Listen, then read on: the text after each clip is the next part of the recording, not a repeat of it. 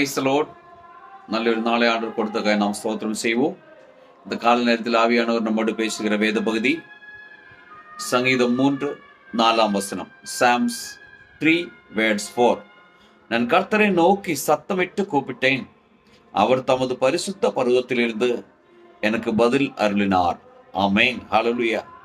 உன்னுடைய சத்தம் உயரும் பொழுது, அது கேட்கிற வரைக்கும் விடாமல் நீ கூப்பிட்டு கொண்டிருக்கும் பொழுது, உன் சத்தத்துக்காக நிற்கிற ஒரு கர்த்தர் இருக்கிறார். இந்த இடத்தில் நான் பார்க்கும்போது, நான் கர்த்தரை நோக்கி சத்தமிட்டு கூப்பிட்டேன். ஆமென்.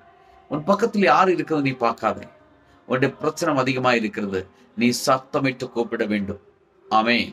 நீ சத்தமிட்டு கூப்பிடும் பொழுது அந்த சத்தத்துக்கு பதில் கொடுக்க அவர் வருவார். அவர் தமது பரிசுத்த பர்வதத்திலிருந்து எனக்கு பதில் அருளினார். அது சொல்ல உங்களால முடியும். ஒரு சாட்சி சொல்ல உங்களால முடியும். நிச்சயமா இந்த வசனத்துக்கு விசுவாசமா இருங்க. இந்த வார்த்தையானது உங்களுக்கு அற்புதமான காரியங்களை செய்ய போகிறது. விசுவசித்து நாம் ஜெபிப்போம்.